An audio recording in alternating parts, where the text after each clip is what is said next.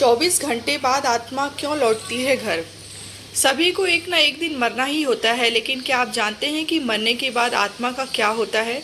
ऐसा क्यों कहा जाता है कि मृत्यु के 24 घंटे बाद आत्मा अपने घर वापस आती है?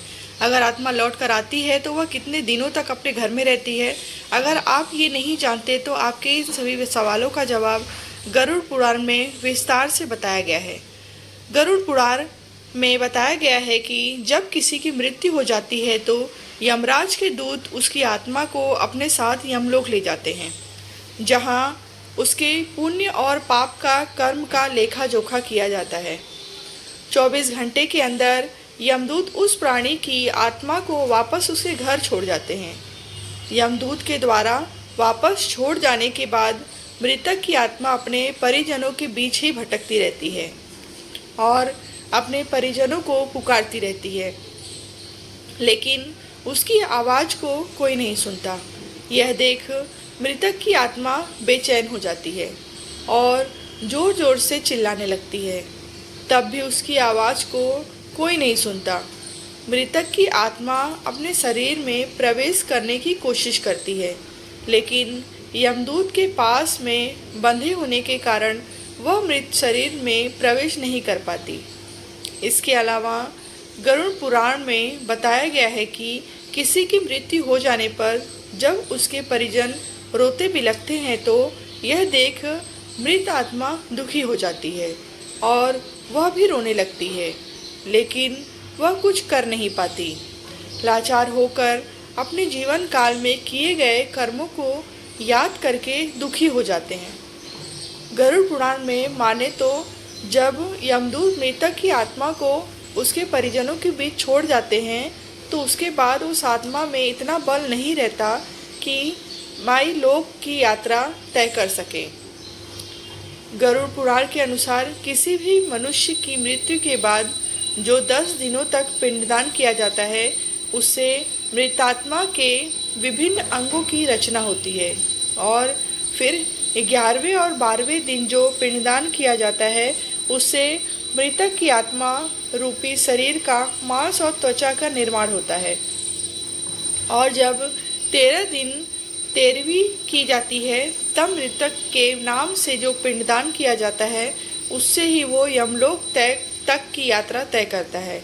यथार्थ मृत्यु के पश्चात 13 दिनों तक जो मृत आत्मा के नाम से पिंडदान किया जाता है, उसी से आत्मा को मृत्यु लोक से यमलोक तक जाने का बल मिलता है।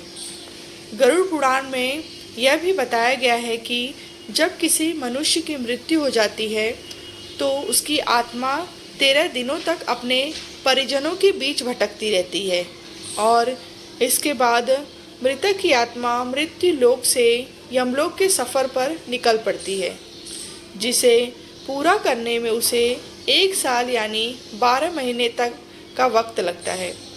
मान्यता के अनुसार 13 दिनों तक किया गया पिंडदान इस 1 वर्ष मृतक की आत्मा के लिए भोजन के समान होता है। जिस मृतकों का पिंडदान नहीं किया जाता, उसने बारे में भी गरुड़ पुराण में बताया गया है। जिस मृतक आत्मा के नाम से पिंडदान नहीं किया जाता, उसे 13वीं के दिन यमदूत जबरदस्ती घसीटते हुए यमलोक लेकर जाते हैं, जिसे मृत आत्मा को यात्रा के दौरान काफ़ी कष्ट उठाना पड़ता है। इसीलिए हिंदू धर्म में हर मृत आत्मा के निमित्त 13 दिनों तक पिंडदान किया जाना आवश्यक बताया गया है।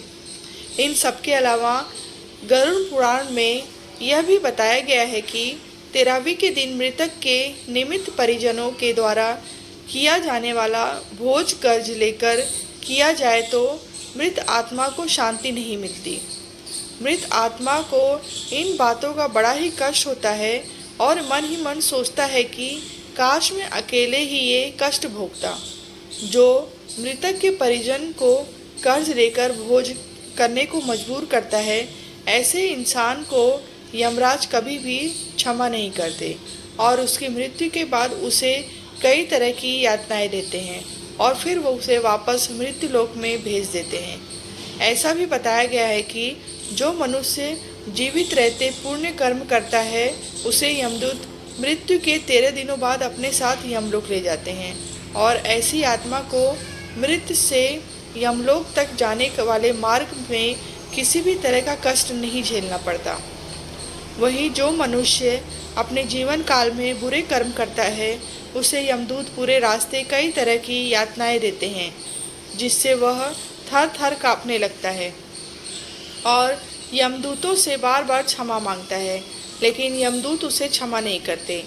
इसके बाद जब पुण्य आत्मा यमलोक पहुंचती है तो यमराज उसे स्वर्गलोक भेज देते हैं, जबकि पापी आत्मा को उसके द्वारा किए गए बुरे कर्मों को सजा भुगतने के लिए नरक भेजते हैं और सजा पूर्ण होने के बाद वापस ऐसी आत्मा को निम्न योगी में वापस मृत्यु लोक भेज देते हैं।